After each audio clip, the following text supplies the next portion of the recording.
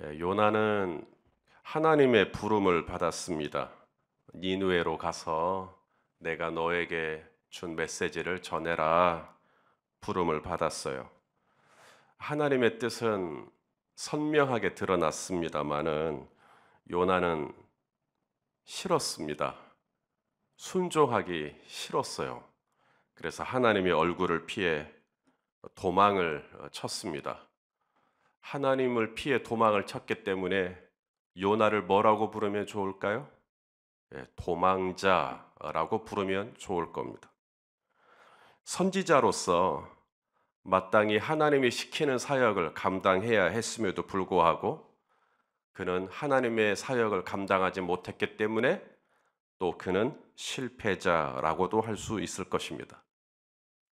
또 어제 요나가 타고 있던 배의 선장이 쿨쿨 잠을 자고 있는 요나를 가리켜 뭐라고 불렀죠?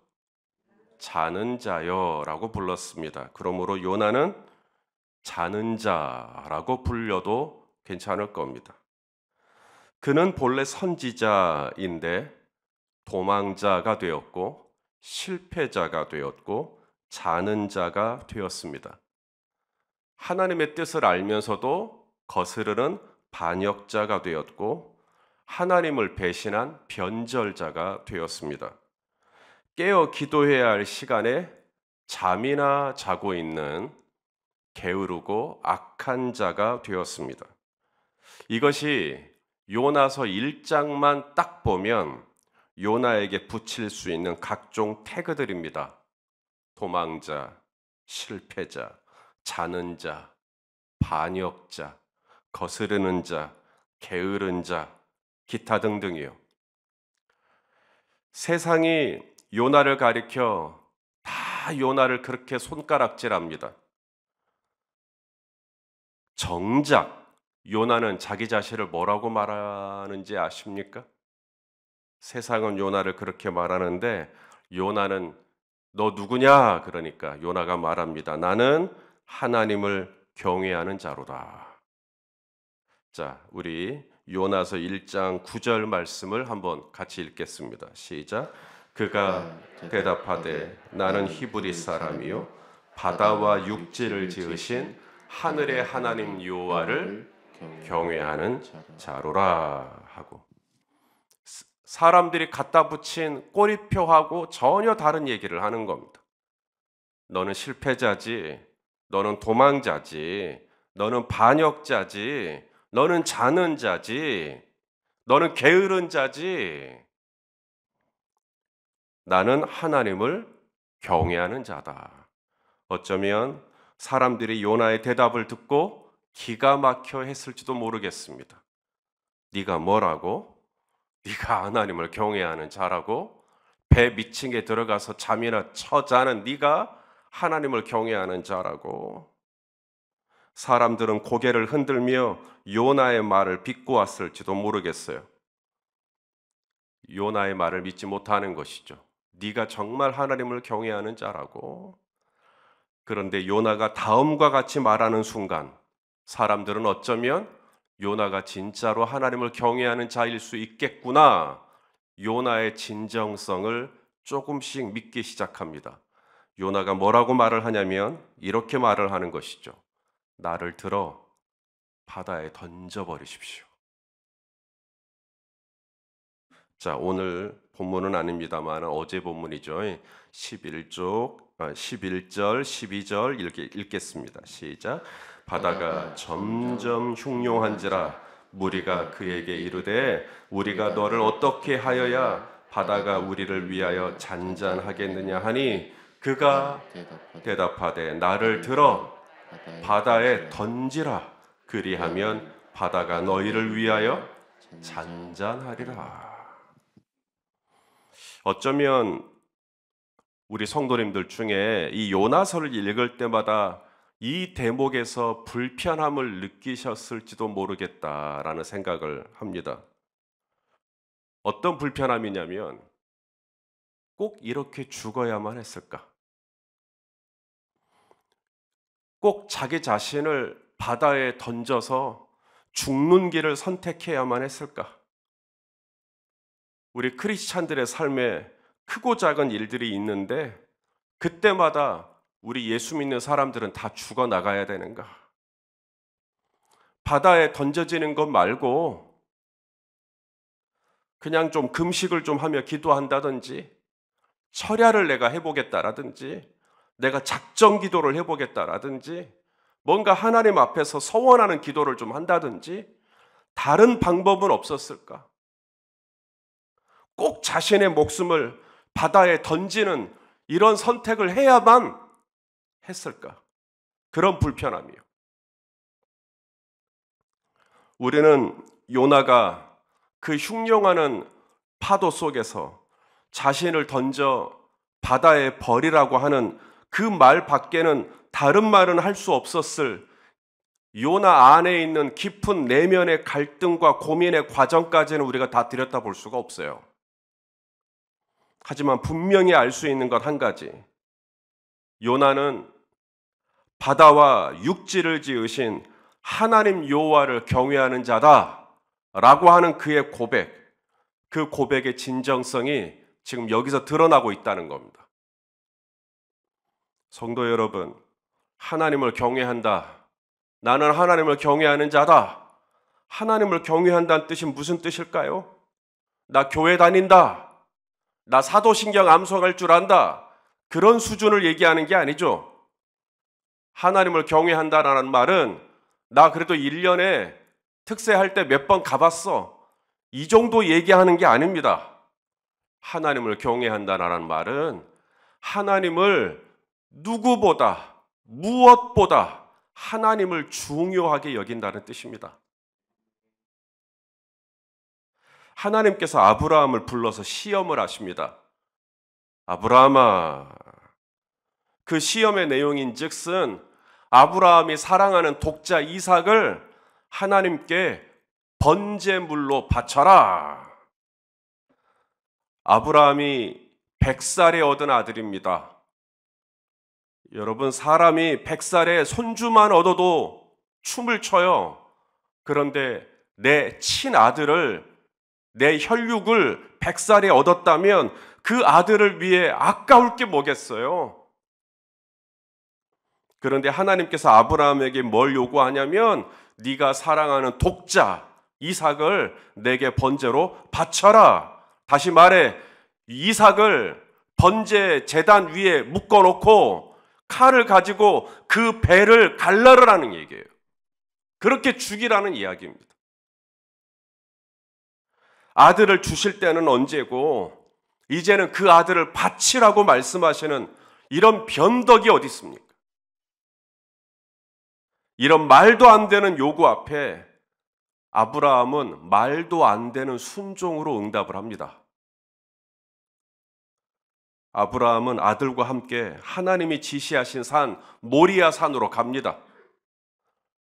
그 길이 3일 걸렸다고 했으니까 똑같은 3일이면 모리아 산으로 가는 게 아니라 오늘 요나처럼 다시스 정반대 방향으로 도망가려면 도망갈 수 있죠. 하지만 아브라함은 모리아 산으로 갑니다. 그리고 아들과 함께 제단에 있는 산 꼭대기로 올라가죠. 그리고 아들을 줄로 묶어요. 그리고 제단에 눕힙니다.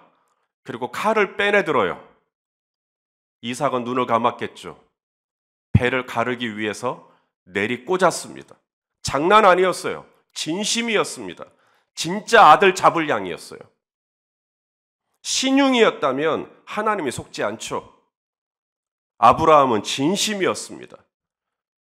내가 100살에 얻은 아들, 이 세상 누구보다 사랑하는 아들, 나보다 내 아들을 더 사랑하고 무엇보다 내 아들을 사랑하지만 나는 내 아들보다 하나님을 더 사랑한다.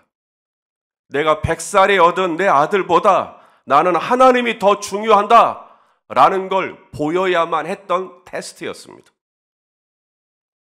아브라함은 칼을 가지고 아들의 배를 가르기 위해서 내리 꽂았을 때 하나님께서 급하게 아브라함의 이름을 2번 불러요.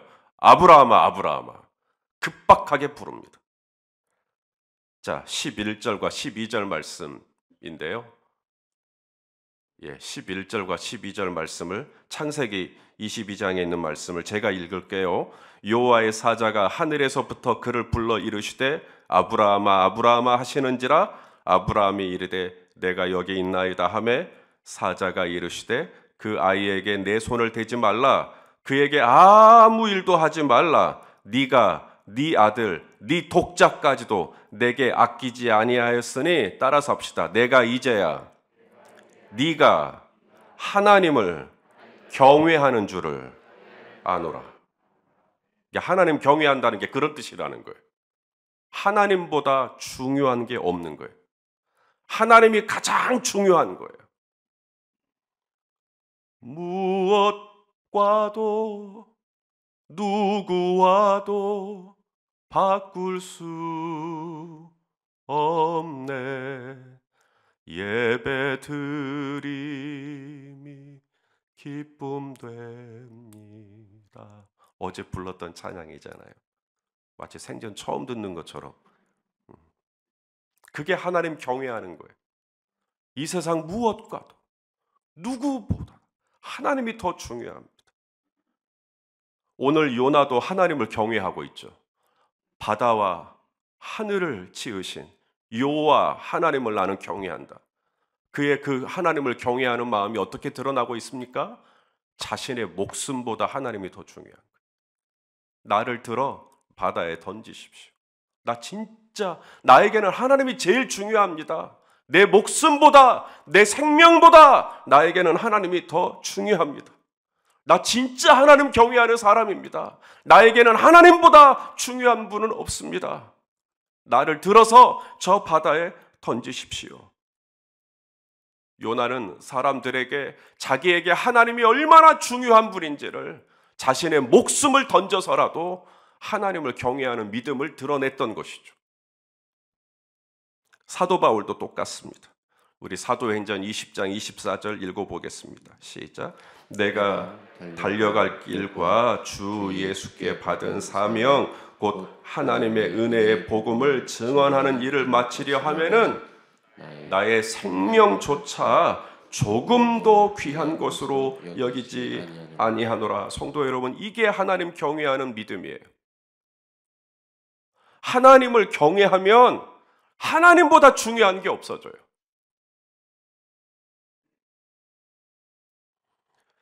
심지어 내 아들보다 하나님이 더 중요해요. 내 생명보다, 내 목숨보다 하나님이 더 중요해요. 내 안위보다. 사도 바울에게 사람들이 말했죠. 이번에 예루살렘으로 가면 당신 잡힌다고, 당신 죽는다고. 바울은 말합니다. 내 안위보다 하나님께 받은 사명, 하나님의 은혜의 복음을 증언하는 일을 마치려 하면은 내 생명을 조금도 귀한 것으로 여기지 아니하노라. 나 하나님 경외하는 사람이라는 이야기예요. 우리 로마서 14장 8절 말씀도 한번 읽어보겠습니다. 시작. 우리가 살아도 주를 위하여 살고 죽어도 주를 위하여 죽나니 그러므로 사나 죽어나 우리가 주의 것이로다. 요나는 말로만 하나님 경외하는 사람이 아니었어요. 그는 리얼이었습니다. 그는 진짜였어요. 사람들은 오해했던 거죠. 요나가 보여줬던 실수, 그 한 부분만 보고는 그에게 각종 태그를 갖다 붙였어요. 저 사람은 도망자야. 저 사람은 실패자야. 저 사람은 자는 자야. 저 사람은 악하고 게으른 자야. 저 사람은 하나님의 뜻을 대적하는 자야. 저 사람은 싹군이야. 저 사람은 사기꾼이다. 저 사람은 자기 배를 하나님을 섬기는 자다. 각종 악하고 비난의 태그들을 다 갖다 붙이는 거죠. 아니요. 요나는 한때 하나님의 뜻을 뻔히 알면서도 다시스로 도망한 적이 물론 있죠. 저 배 밑층으로 들어가서 콜콜 잠을 잔 적도 있었습니다. 실수한 적이 있었어요. 하지만 그는 분명 하나님을 사랑하는 자였어요. 그는 분명 하나님을 깊이 경외하는 자였어요.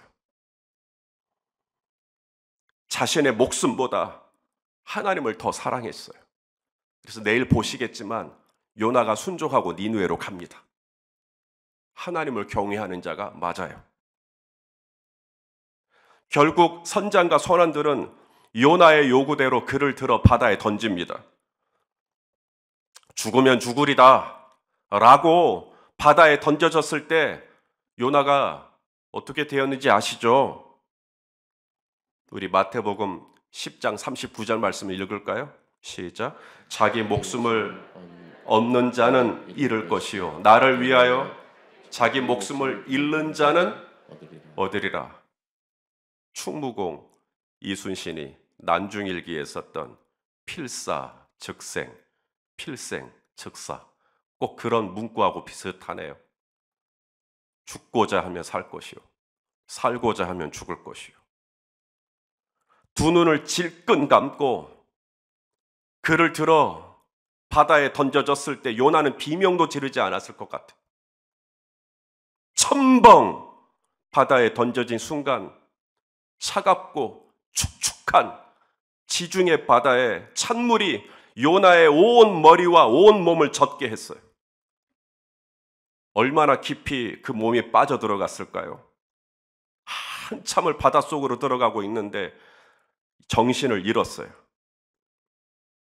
꿈뻑꿈뻑 정신을 차려보니 요나가 살아있어요. 거기가 어디라고 그래요? 물고기 뱃속이라고 말합니다. 여기서 이 큰 물고기 뱃속이라는 말은 그야말로 고래의 위속이라는 이야기인데, 여러분 사람이 고래의 위로 들어가면 살기가 어렵습니다. 위로 들어가면 녹아버리기 때문에 그렇습니다. 사람이 고래의 뱃속에 있었던 걸 발견한 적은 있지만 산 사람을 발견한 적은 없어요. 하지만 고래의 윗속이 아니라 고래의 기도 속에 들어갔다면 이야기가 달라집니다. 우리가 음식을 먹을 때 식도와 기도가 두 갈래로 갈라지죠. 식도로 들어가면 위로 들어가기 때문에 소화가 되지만 음식물이 위로 식도로 들어가는 게 아니라 기도로 들어가게 되면 우리가 소위 살에 들렸다 라고 하게 되면 우리 안에 나타나는 증상이 있죠. 콜록 재채기를 하게 됩니다. 그러면 음식물이 다시 역류하고 나오죠. 나올 때 민망한 경우에는 어디로도 나와요? 코로도 음식이 나옵니다. 만일에 요나를 삼킨 고래가 요나를 뱃속에 윗속에 삼키지 않고 기도로 삼켰다면 거기에는 고래의 숨구멍이 있어요.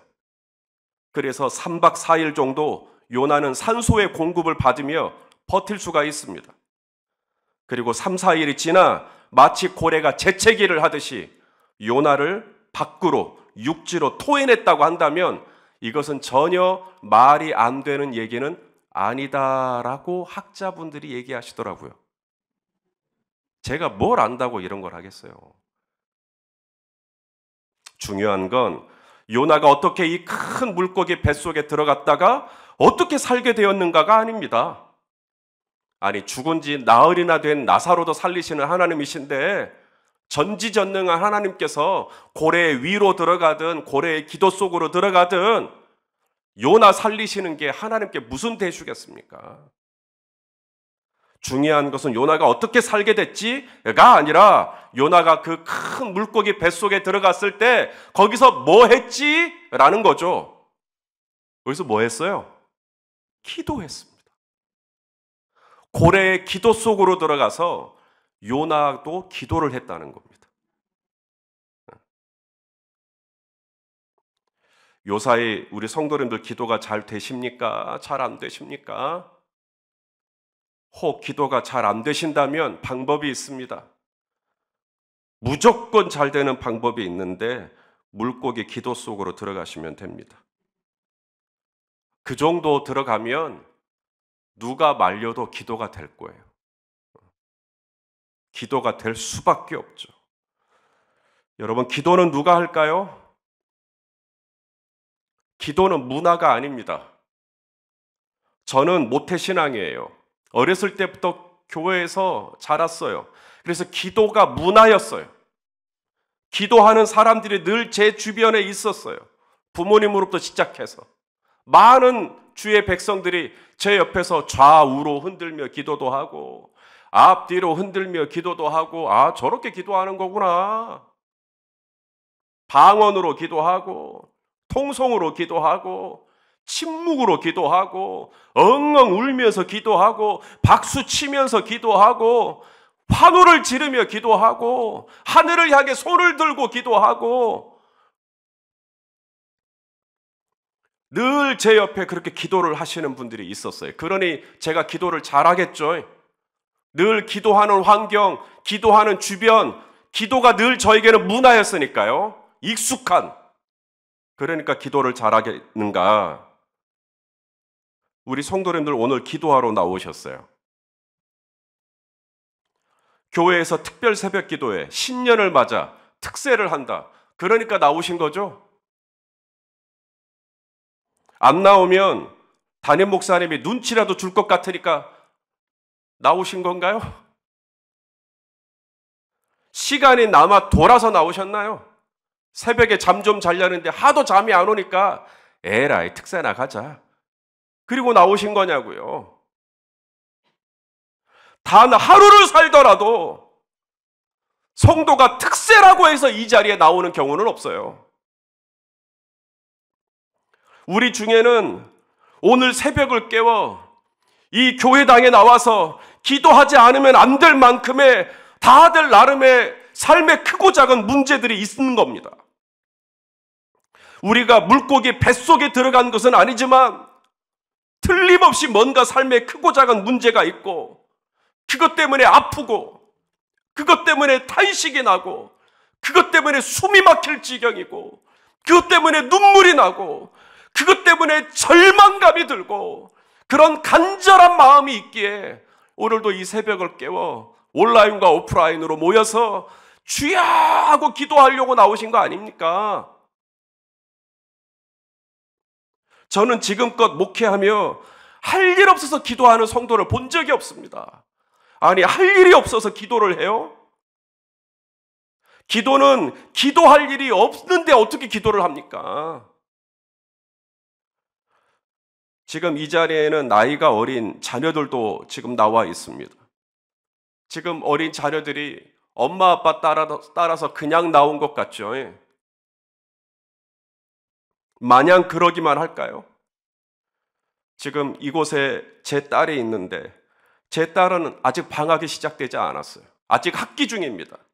그런데도 벌써 3일째 특세에 참여하고 있습니다. 아니, 제가 윽박을 질렀겠어요? 아니면 자기 엄마가 무슨 회유를 시켰겠어요? 고3인데 이제 다 컸습니다. 머리가 자랄 만큼 자랐습니다. 이게 옆에서 뭐라 한다고 애들이 새벽을 깨워요? 제 아들도 제 딸도 뭔가 절박함이 있으니까 나름 기도하고 싶은 마음이 있으니까 나온 것 아니겠냐고요. 뱃속에 들어가지만 않았을 뿐 뭔가 삶에 절망스러운 문제가 있고 뭔가 간절한 제목이 있고 내가 지금 18살, 19살밖에 되지 않았지만 내 힘과 내 노력, 내 의지만으로는 결코 해결할 수 없는 어떤 보이지 않는 벽 앞에서 주님, 저를 좀 도와달라고, 주님, 저를 좀 도와달라고 하는 마음으로 어제도 자면서 엄마 나 깨워주세요. 아빠 나 깨워주세요. 그런 마음 아니겠냐고요.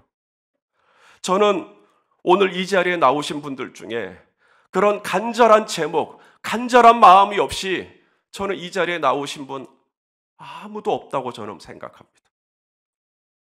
저는 이 요나서 2장의 이 요나의 기도가 전체가 다 좋지만 저는 2절 말씀 한 구절만 여러분과 같이 읽고 싶습니다. 자, 2절입니다. 시작. 이르되 내가 받는 고난으로 말미암아 여호와께 불러 아뢰었더니 주께서 내게 대답하셨고 내가 스올의 뱃속에서 부르짖었더니 주께서 내 음성을 들으셨나이다. 성도 여러분, 사람들이 여러분더러 뭐라 그러던가요? 저 사람 도망자다. 저 사람 자는 자야. 저 사람 악하고 게으른 자야. 저 사람 실패자야. 여러분 속지 마십시오. 사람들이 저와 여러분에게 무슨 태그를 갖다 붙여도 그게 사실 아닙니다.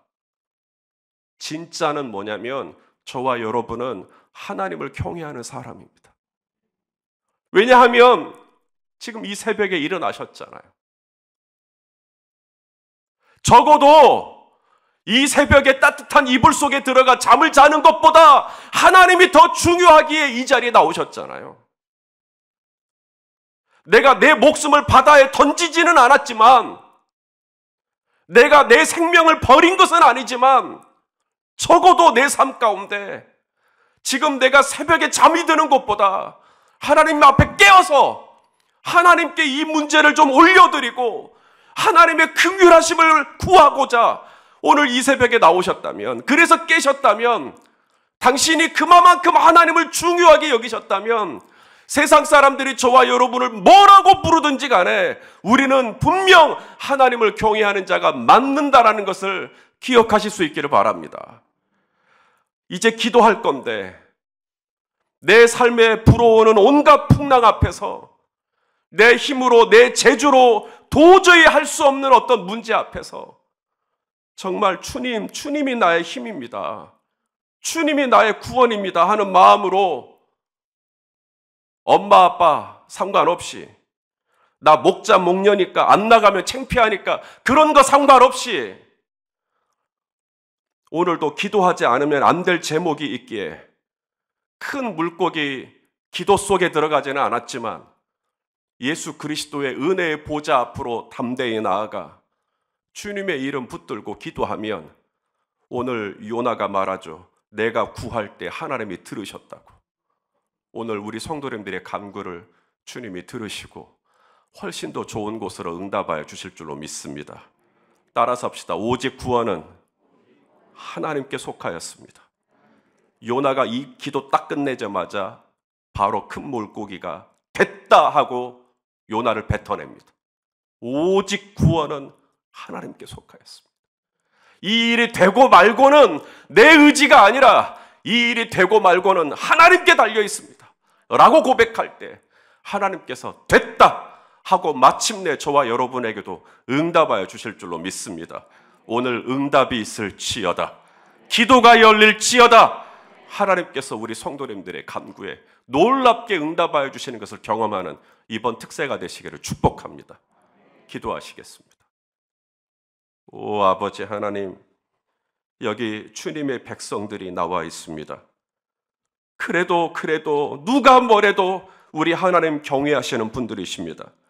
이 신년에, 이 새벽에 잠자는 것보다 그래도 하나님의 말씀 앞에 나와서 하나님의 앞에 기도하려고, 말로만 하나님 사랑이 아니라 정말 행동으로 우리 하나님 앞에 기도하려고 오늘 이 자리에 나왔습니다. 누군가는 온라인으로, 누군가는 지금 골방에서, 누군가는 또 본당에서 지금 나와서 기도하려고 합니다. 주여, 오늘 우리 성도님들이 기도할 때 하늘의 문을 여시고 은혜의 소낙비를 내려 주시옵소서.